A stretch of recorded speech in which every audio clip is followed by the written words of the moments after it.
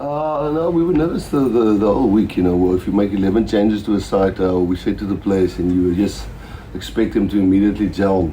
It won't always happen like that, but that's certainly something we want to try and get into the team, no matter who you play with, that our systems and our communication and so on is up to scratch always. But then again, we always knew we had some good cover on the bench. And yeah, no, the scoreboard maybe doesn't tell the whole story. But probably we can be very proud of playing against Van Russell in 2 games and not giving a try away. I think that's really hard to do, but certainly not a performance we're very proud of what we put out there today.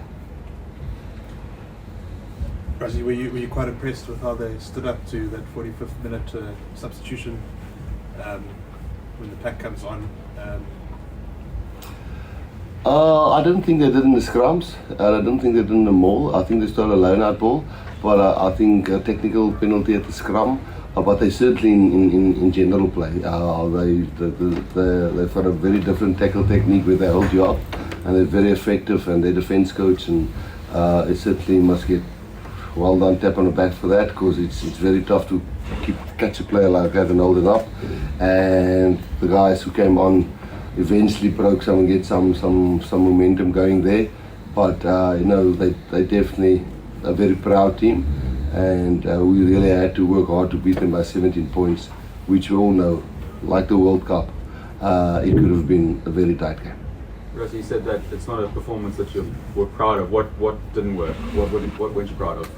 No, it's not that. No, not effort. It's we are trying to. If we get 3 injuries in a position that Kenan Moody just slots in at 13.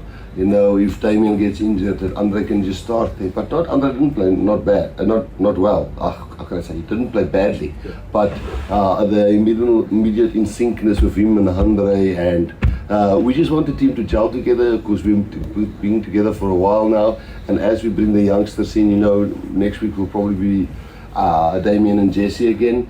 But we want to know if one of those guys go down, like if Eben goes down, Jean Klein or Ruan or Argia, those guys must slot in seamlessly, and that's not an effort thing. It's just more of repeating, aligning, because the effort I'm proud of.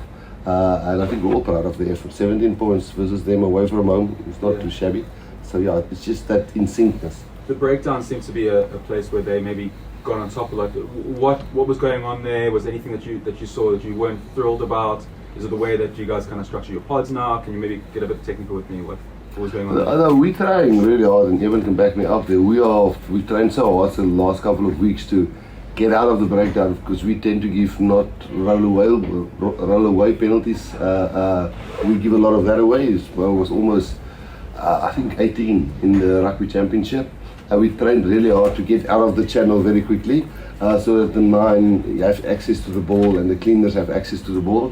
And I think it's sometimes just where the referee's focus is on. Not that the referee in any way did anything on purpose, but we thought that channel where the 9 must clear must be open for the 9 to get to the ball. And we did find that we had to jump sometimes over him or get around him, and that I'm not saying they were illegal. We didn't handle it well enough, but on the other side we tried to get squeaky clean, because that was a bad part of our game, and I think that broke our rhythm a bit. Even the coach said areas work on everything. About the Christmas performance, was it frustrating at times out there for you? And what about the performance was frustrating? Yeah, I think I said in the press conference before the game yesterday that we know they're a quality side.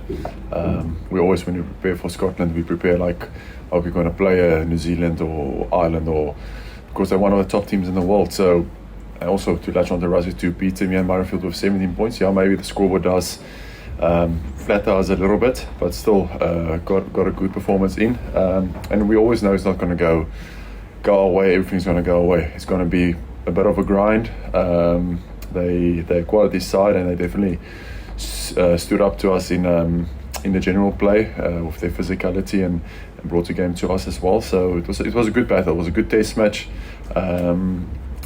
Yeah, compliments to them. I think they were great today. I think we probably weren't at our best, but we showed quality in the end to make the scoreboard like that. Yeah, but you're just beating one of the best teams in the world, 4 tries to 0 and 17 points away from home, and we're kind of asking questions if you guys have lost the game in a way. Is that a sign of how impressive you are, like the aspirations you have inside, the standards that you set now? Yeah, we obviously set high standards for ourselves. I think we drive within the team, the players and the management. We want to keep on performing, and we know every now and then there's going to be a performance that we're not probably that proud of. And like you said, it was at the end of the day, it was a good performance because we beat him by that margin. But there's just some aspects to the game that we probably won't be happy with, and that we'll work on. And I'm sure the coaches will point that out to us, and there will be some harsh words, but there are also some good words. And I think that you need that in a professional team environment. We always strive to be better, and that's why I say there will be some harsh words as well. Eben, do you think that perhaps, and I know you guys don't use excuses in general, but losing Ruan, the guy who was going to lead your lineouts in the week, and I know Sos is obviously world class, but there is that kind of disruption, I guess. Do you think that maybe played a bit of a role in you're not really getting the lineouts on your terms?